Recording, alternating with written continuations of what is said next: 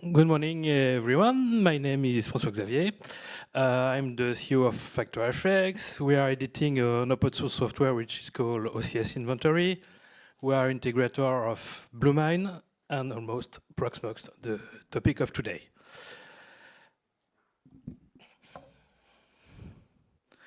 Okay, so why regain control and autonomy for your virtualization? The virtualization business is highly concentrated and a captive market. The price is constantly rising.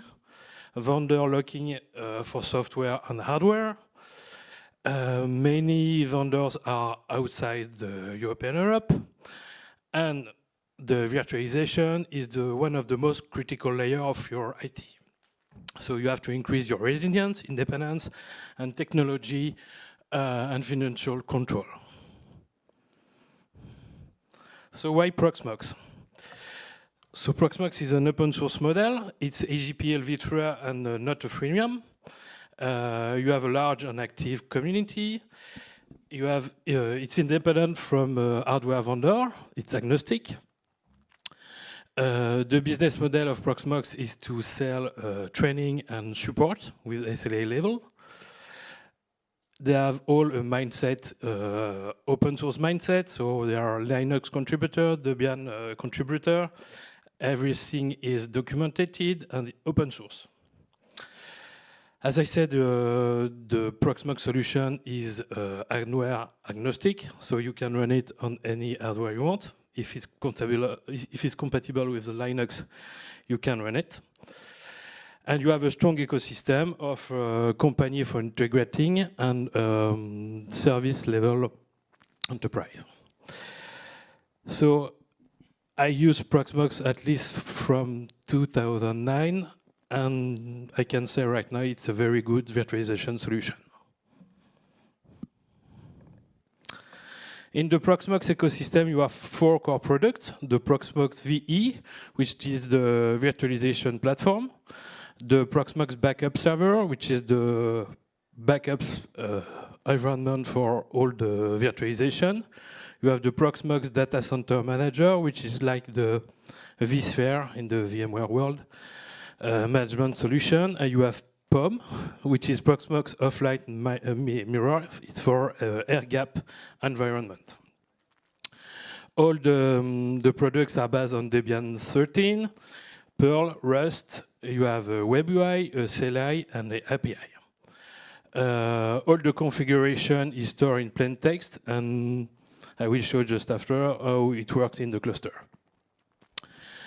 Right now, you have a lot of third-party editors like Vim or Pure Storage on NetApp, which you can connect your their product to Proxmox. Everything is support.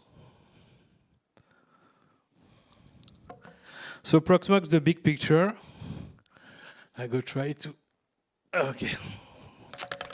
So I make this like this. In the blue square, I show you a cluster. In the cluster, there is in the upper left, there is a box with the Proxmox on it. In this box is the server for the virtualization. So you have some CPU, some RAM. You have 2 storage for the system Proxmox, and you have 4 storage for the safe. Safe is the best practice storage in the Proxmox world. It's based on block device and replicated across the network on all the nodes where Proxmox is installed and build the cluster. In the middle of that, you have all the network solution. In the Proxmox world, you have Linux Bridge, VLAN, and you have a new solution which is called SDN. All the nodes are connected all together. And if you need for the backup, you can run PBS. You see the first PBS on the upper right. And if you go if you need to synchronize your backups off-site or on a second site, you can synchronize your backup on a second PBS. If you have a lot of clusters, cluster 2, cluster 3, cluster 3 again, you can use Proxmox Data Center Manager, on which you can connect all your VM, all your cluster, or your PBS, and manage everything for just a single point.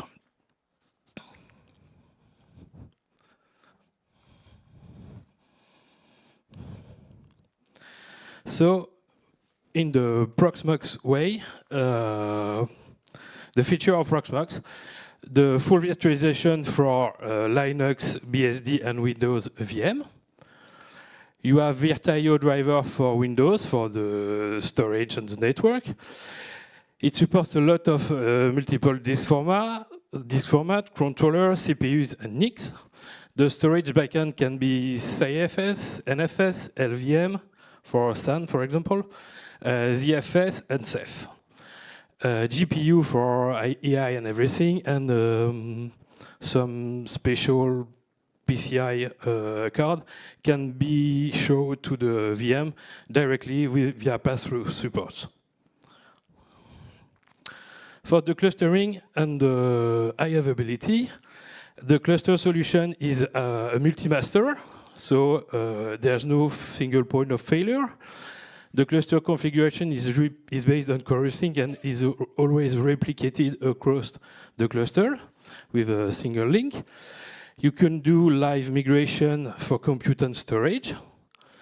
You have automatic VM failover. You have dynamic provisioning. You have load balancing.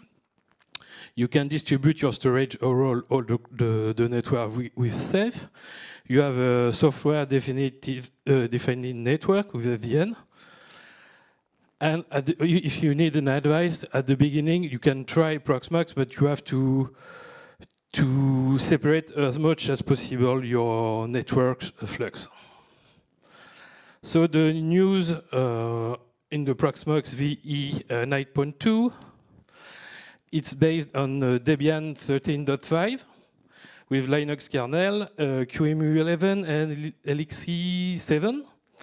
You have new SDN, EVPN improvement, and you have SDN with WireGuard if you wanted to interconnect your clusters. You have custom CPU flags to flag your CPU on all the nodes of your clusters. You have ARM and disarm HA when you need to make some maintenance on your host.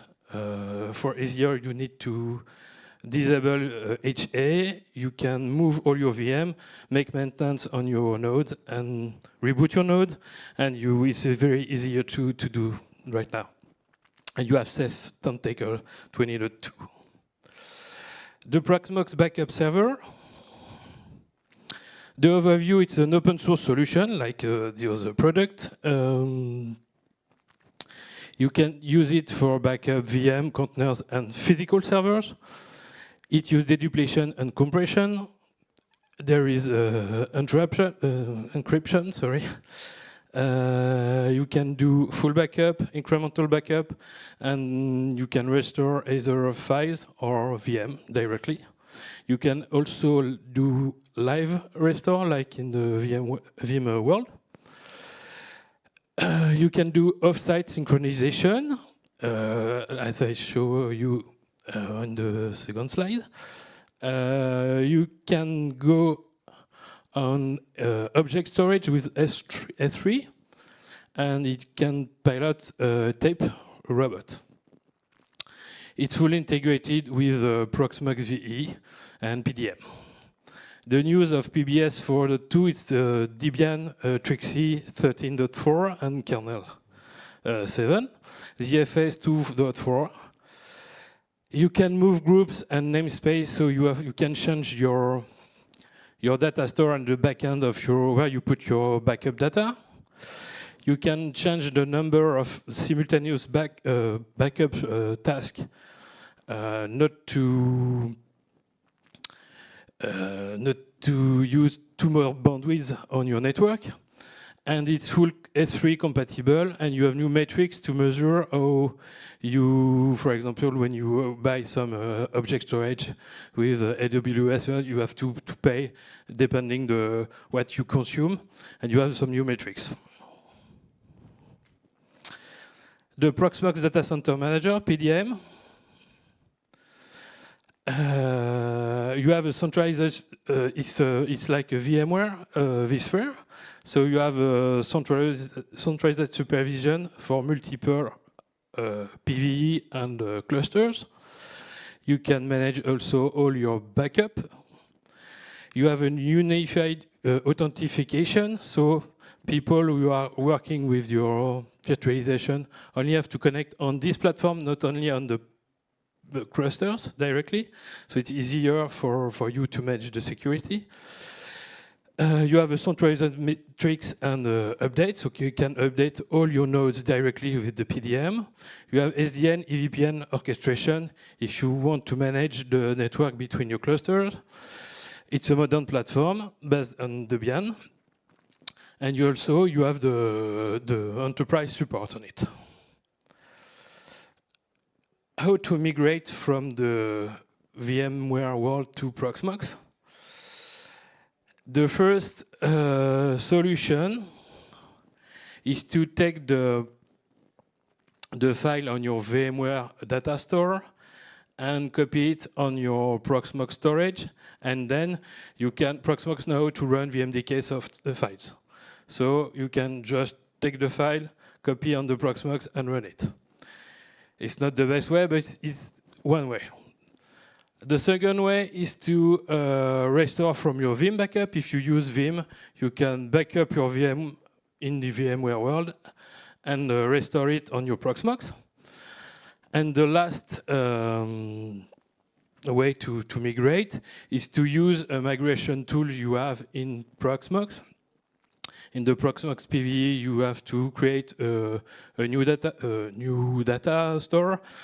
You give your VMware URL credential, you select the data store, and Proxmox will see all your VM you have in your data store, and then you can import it. At this moment, Proxmox knows what kind of VM is it with the CPU, the RAM, and the operating system, and then it can convert it to Proxmox